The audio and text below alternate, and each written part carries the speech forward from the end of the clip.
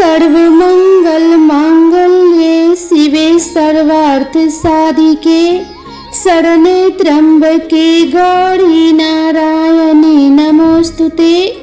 ओम श्री उमा महेश्वराय नमः। आप सभी को सावन मास के पहले मंगला गौरी व्रत की हार्दिक शुभकामनाएं। आज सावन मास का मंगलवार है और सावन मास के प्रत्येक मंगलवार को मां मंगला गौरी का व्रत रखा जाता है। आज के दिन मंगला गौरी व्रत की कथा को सुनने से पति को लंबी आयु और संतान की प्राप्ति होती है। इस व्रत को करने से माता पार्वती सदा सौभाग्यवती रहने का आशीर्वाद देती हैं। तो आइए बड़ी ही श्रद्धा और भक्ति के साथ मां मंगला गौरी की बड़ी ही दुर्लभ और पावन कथा को सुनते हैं। एक गांव में एक बुढ़िया माई रहती थी। बुढ़िया माई का एक बेटा था जिसका नाम था भोला। उसकी एक सुंदर पत्नी थी जिसका नाम था रूपा। भोला अपनी माँ का बहुत ख्याल रखता था। बहू बहुत सीधी सादी और सरल स्वभाव की थी, लेकिन बुढ़िया माई दिन रात बहू से झगड़ा करती थी। एक दिन बुढ़िया माई ने घर आकर बताया, बहू सुन, मैं शिवजी के मंदिर से आ रही हूँ। वहाँ सब बातें कर रहे थे कि यदि सावन मास के सोमवार का व्रत करके अगले दिन मंगलवार को मंगला गौरी का व्रत किया जाए तो भोले बाबा और माता पार्वती की कृपा से तुझे बेटा हो सकता है। तब रूपा ने कहा, लेकिन माँ जी, मैं तो केवल सोमवार का व्रत करती हूँ। ठीक है, अब आप कह रही हैं तो इस बार मैं दोनों व्रत करूँगी। बुढ़िया माई केवल उसे परेशान और भूखा रखने के लिए यह सब कह रही थी।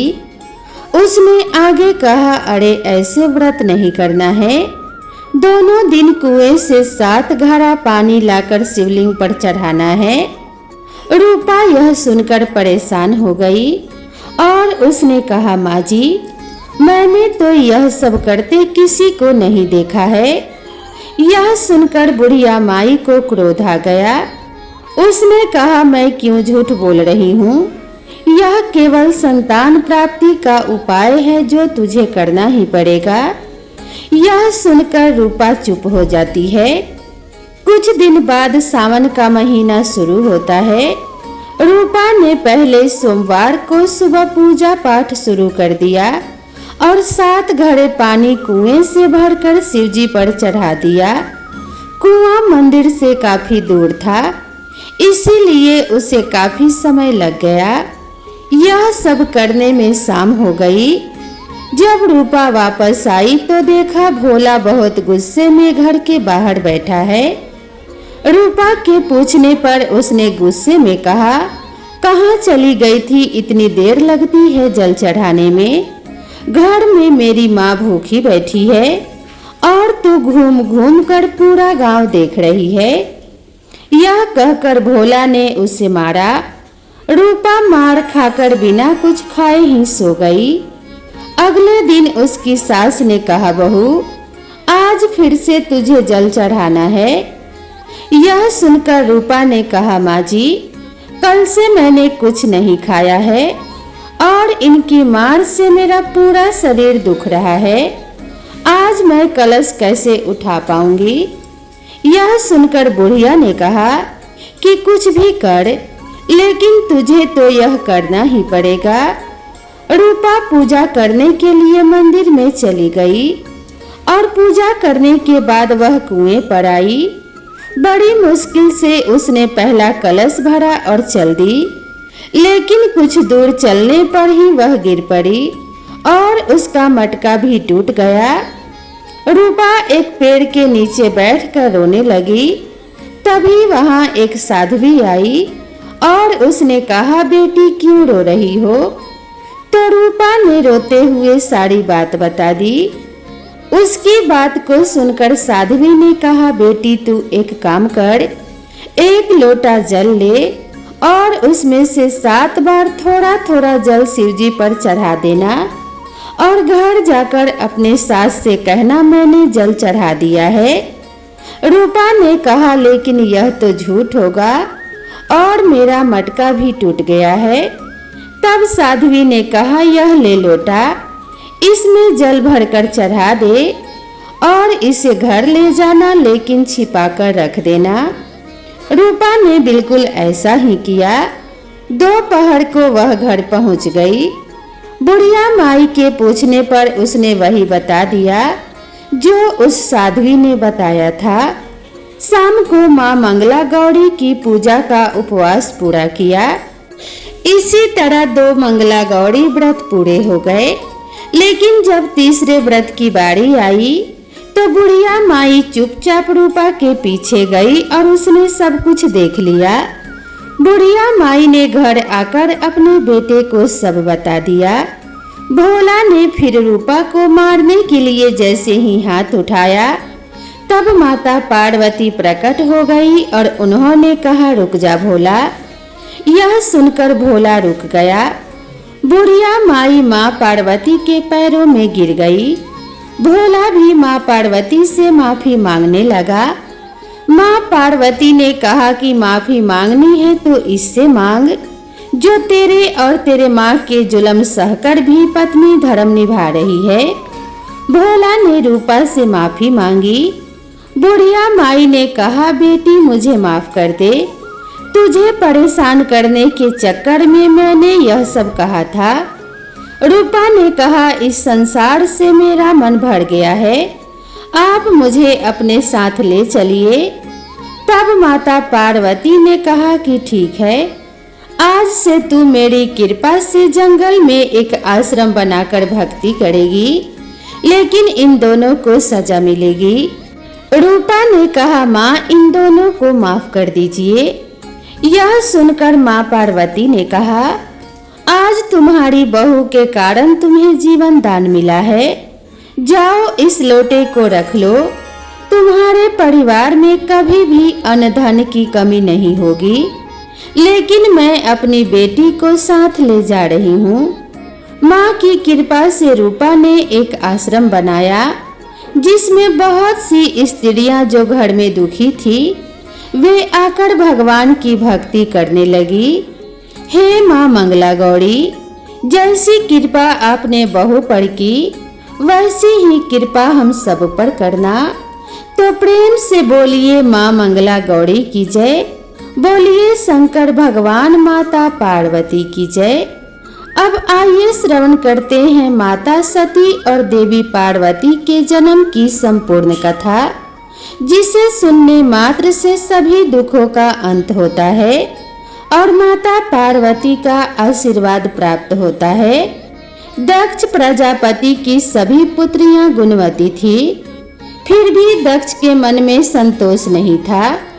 वे चाहते थे कि उनके घर में एक ऐसी पुत्री का जन्म हो जो सर्वशक्ति संपन्न हो एवं सर्वविजयनी हो। अतः दक्ष एक ऐसी ही पुत्री के लिए तप करने लगे। तप करते करते अधिक दिन बीत गए तो भगवती आद्या ने प्रकट होकर कहा, मैं तुम्हारे तप से प्रसन्न हूँ, तुम किस कारण से तप कर रहे हो? जब दक्ष ने तप करने का कारण बताया तो माँ बोली, मैं स्वयं पुत्री रूप में तुम्हारे यहाँ जन्म धारण करूंगी, मेरा नाम सती होगा। मैं सती के रूप में जन्म लेकर अपनी लीलाओं का विस्तार करूंगी। फलतः भगवती आद्या ने सती के रूप में दक्ष के यहाँ जन्म लिया। सती दक्ष की सभी पुत्रियों में सबसे अलौकिक थी। सती ने बाल्यावस्था में ही कई ऐसे अलौकिक आश्चर्यचकित करने वाले कार्य कर दिखाए थे जिन्हें देखकर स्वयं दक्ष को भी विस्मय होता था। जब सती विवाह योग्य हो गई तो दक्ष को उनके लिए वर की चिंता होने लगी। उन्होंने ब्रह्मा जी से इस विषय में परामर्श किया। ब्रह्मा जी ने कहा, सती आद्या की अवतार है।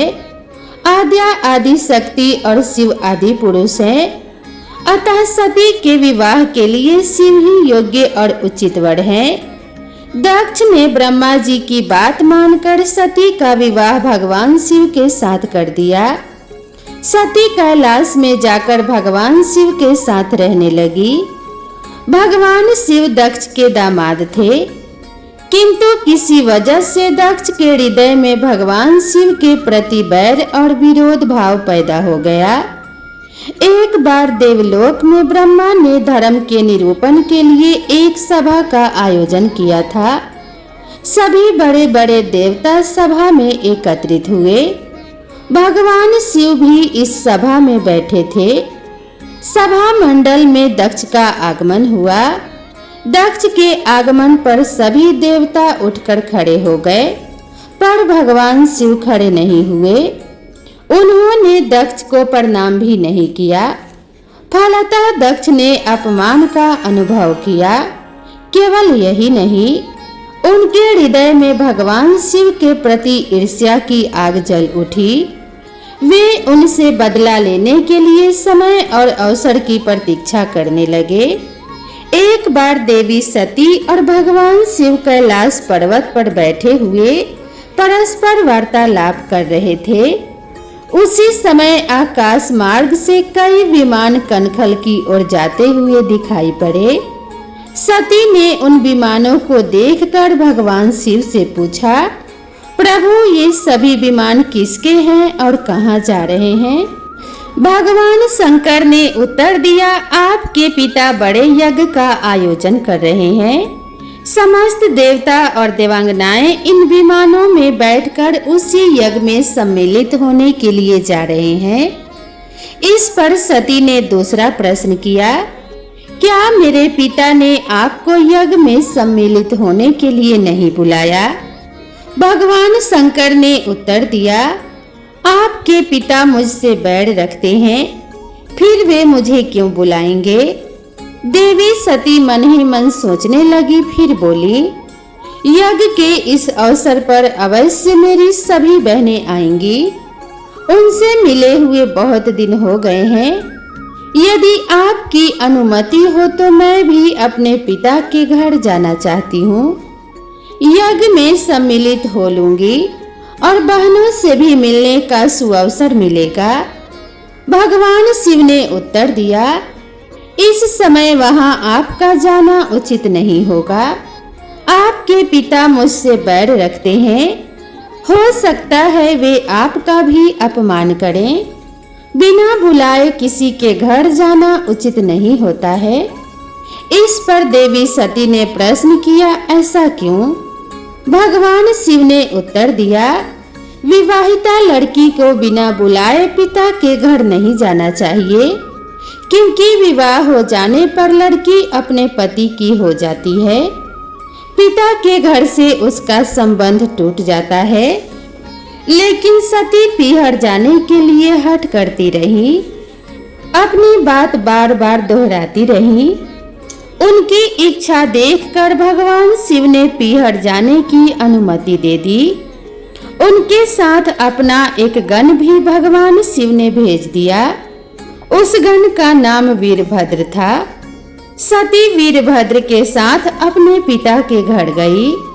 घर में सती से किसी ने भी प्रेम पूर्वक वार्तालाप नहीं किया। दक्ष ने उन्हें देखकर कहा, तुम क्या यहाँ मेरा अपमान कराने आई हो? अपनी बहनों को तो देखो, वे किस प्रकार भांति भांति के अलंकारों और सुंदर वस्त्रों से सुसज्जित हैं। तुम्हारे शरीर पर मात्र बाघांबर है। तुम्हारा पति शमशानवासी और भूतों का नायक है। वह तुम्हें बाघांबर छोड़कर और पहना ही क्या सकता है? दक्ष के कथन से देवी सती के हृदय में पश्चाताप का सागर उमड़ पड़ा। वे सोचने लगी, उन्होंने यहाँ आकर अच्छा नहीं किया। भगवान शिव ठीक ही कह रहे थे, बिना बुलाए पिता के घर कभी नहीं जाना चाहिए। पर अब क्या हो सकता है? अब तो मैं आ ही गई हूँ। पिता के कटु और अपमानजनक शब्द सुनकर भी सती मौन रही। वे उस यज्ञ मंडल में गई जहाँ सभी देवता और ऋषि मुनि बैठे थे तथा यज्ञ कुंड में धू धू करती जलती हुई अग्नि में आहुतियां डाली जा रही थी। देवी सती ने यज्ञ मंडप में सभी देवताओं के भाग तो देखे, किंतु भगवान शिव का भाग नहीं देखा। वे भगवान शिव का भाग न देखकर अपने पिता से बोली, हे पितृश्रेष्ठ, यज्ञ में तो सबके भाग दिखाई पड़ रहे हैं, किंतु कैलाशपति का भाग नहीं है। आपने उनका भाग क्यों नहीं रखा? दक्ष ने गर्व से उत्तर दिया, मैं तुम्हारे पति शिव को देवता नहीं समझता। वह तो भूतों का स्वामी, नग्न रहने वाला और हड्डियों की माला धारण करने वाला है। वह देवताओं की पंक्ति में बैठने योग्य नहीं है, उससे कौन भाग देगा? देवी सती के नेत्र लाल हो उठे। उनका मुखमंडल प्रलय के सूर्य के भांति तेजोदीप्त हो उठा। उन्होंने पीड़ा से तिल मिलाते हुए कहा, मैं इन शब्दों को कैसे सुन रही हूँ, मुझे धिक्कार है। देवताओं, तुम्हें भी धिक्कार है। तुम भी उन कैलाशपति के लिए इन शब्दों को कैसे सुन रही हो, जो मंगल के प्रतीक हैं, जो क्षण मात्र में संपूर्ण सृष्टि को नष्ट करने की शक्ति रखते हैं। वे मेरे स्वामी हैं। नारी के लिए उसका पति ही स्वर्ग होता है। जो नारी अपने पति के लिए अपमानजनक शब्दों को सुनती है, उसे नरक में जाना पड़ता है। पृथ्वी सुनो, आकाश सुनो और देवताओं तुम भी सुनो। मेरे पिता ने मेरे स्वामी का अपमान किया है। मैं अब एक क्षण भी जीवित रहना नहीं चाहती। सती अपने कथन को समाप्त करती हुई यज्ञ के कुंड में कूद पड़ी। जलती हुई आहुतियों के साथ उनका शरीर भी जलने लगा। यज्ञ मंडप में खलबली पैदा हो गई, हाहाकार मच गया। देवता उठकर खड़े हो गए। वीरभद्र क्रोध से कांप उठे। वे उछल उछल कर यज्ञ का विध्वंस करने लगे। यज्ञ मंडप में भगदड़ मच गई। देवता और ऋषि मुनि भाग खड़े हुए। वीरभद्र ने देखते ही देखते दक्ष का मस्तक काट कर फेंक दिया। समाचार भगवान शिव के कानों में भी पड़ा। वे प्रचंड आंधी की भांति कनखल जा पहुँचे। सती के जले हुए शरीर को देखकर भगवान शिव अपने आप को भूल गए। सती के प्रेम और उनकी भक्ति ने भगवान शंकर के मन को व्याकुल कर दिया। उन शंकर के मन को व्याकुल कर दिया जिन्होंने काम पर भी विजय प्राप्त की थी और जो सारी सृष्टि को नष्ट करने की क्षमता रखते थे। वे सती के प्रेम में खो गए, बेसुध हो गए। भगवान शिव ने उन्मत्त की भांति सती के जले हुए शरीर को कंधे पर रख लिया। वे सभी दिशाओं में भ्रमण करने लगे। शिव और सती के इस अलौकिक प्रेम को देखकर पृथ्वी रुक गई, हवा रुक गई, जल का प्रवाह ठहर गया और रुक गई देवताओं की सांसें। सृष्टि व्याकुल हो उठी। सृष्टि के प्राणी पुकारने लगे, त्राहि माम, त्राहि माम। भयानक संकट उपस्थित देखकर सृष्टि के पालक भगवान विष्णु आगे बढ़े। वे भगवान शिव की बेसुधी में अपने चक्र से देवी सती के एक एक अंग को काट काट कर गिराने लगे। धरती पर 51 स्थानों में सती के अंग कट कट कर गिरे। जब सती के सारे अंग कट कर गिर गए तो भगवान शिव पुनः अपने आपे में आ गए। जब वे अपने आप में आए तो पुनः सृष्टि के सारे कार्य चलने लगे। धरती पर जिन 51 स्थानों में देवी सती के अंग कट कट कर गिरे थे, वे ही स्थान आज शक्ति पीठ माने जाते हैं। आज भी उन स्थानों में देवी सती का पूजन होता है और उपासना होता है। धन्य था भगवान शिव और देवी सती का प्रेम। शिव और सती के प्रेम ने उन्हें अमर और वंदनीय बना दिया। बाद में सती के विरह में शंकर जी की दयनीय दशा हो गई। वे हर पल सती का ही ध्यान करते रहते और उन्हीं की चर्चा में व्यस्त रहते। उधर देवी सती ने भी शरीर का त्याग करते संकल्प किया था कि मैं राजा हिमालय के यहाँ जन्म लेकर शंकर जी की अर्धांगिनी बनूं। अब जगदम्बा का संकल्प व्यर्थ कैसे हो सकता था। वे उचित समय पर राजा हिमालय की पत्नी मेनका के गर्भ में प्रविष्ट होकर उनकी कोख से प्रकट हुई। पर्वतराज की पुत्री होने के कारण वे पार्वती कहलाई। जब पार्वती बड़ी होकर सयानी हुई तो उनके माता पिता को अच्छा वर तलाश करने की चिंता सताने लगी। एक दिन अचानक देव ऋषि नारद राजा हिमालय के महल में आ पहुँचे और पार्वती को देखकर कहने लगे, इसका विवाह शंकर जी के साथ होना चाहिए और वे ही हम सभी के दृष्टि में इसके योग्य हैं। पार्वती के माता पिता के आनंद का यह जानकर ठिकाना न रहा कि साक्षात जगत माता सती ही उनके यहाँ प्रकट हुई हैं। वे मन ही मन अपने भाग्य को सराहने लगे। एक दिन अचानक भगवान शंकर सती के विरह में घूमते घूमते उसी प्रदेश में जा पहुँचे और पास ही के एक स्थान गंगा अवतरण में तपस्या करने लगे। जब हिमालय को इसकी जानकारी मिली तो वे पार्वती को लेकर शिवजी के पास गए। वहां राजा ने शिवजी से विनम्रता पूर्वक अपनी पुत्री को सेवा में ग्रहण करने की प्रार्थना की। शिवजी ने पहले तो आनाकानी की, किंतु पार्वती की भक्ति देखकर वे उनका आग्रह न टाल सके। शिवजी से अनुमति मिलने के बाद तो पार्वती प्रतिदिन अपने सखियों को साथ लेकर उनकी सेवा करने लगी। पार्वती हमेशा इस बात का ध्यान रखती थी कि शिवजी को किसी भी प्रकार का कष्ट न हो। वे हमेशा उनके चरण धोकर चरणोदक ग्रहण करती और षोडोपचार से पूजा करती। इस तरह पार्वती को भगवान शंकर की सेवा करते दीर्घ समय व्यतीत हो गया, किंतु पार्वती जैसी सुंदर बाला से इस प्रकार एकांत में सेवा लेते रहने पर भी भगवान शंकर के मन में कभी विकार नहीं हुआ। वे सदा अपनी समाधि में ही निश्चल रहते। उधर देवताओं को तारक नाम का असुर बड़ा त्रास देने लगा। यह जानकर कि शिवजी के पुत्र से ही तारक की मृत्यु हो सकती है, सभी देवता शिव पार्वती का विवाह कराने की चेष्टा करने लगे। उन्होंने शिवजी को पार्वती के प्रति अनुरक्त करने के लिए कामदेव को उनके पास भेजा, किंतु पुष्पायुध का पुष्प बाण भी भगवान शंकर के मन को विक्षुब्ध न कर सका। उल्टा कामदेव उनकी क्रोधाग्नि से भस्म हो गए। इसके बाद भगवान शंकर भी वहां पर अधिक रहना अपनी तपश्चर्या के लिए अंतराय रूप समझ के कैलाश की ओर चल दिए। पार्वती को भगवान शंकर की सेवा से वंचित होने का बड़ा दुख हुआ, किंतु उन्होंने निराश न होकर अब की बार तप द्वारा भगवान शंकर को संतुष्ट करने का मन में ठाना।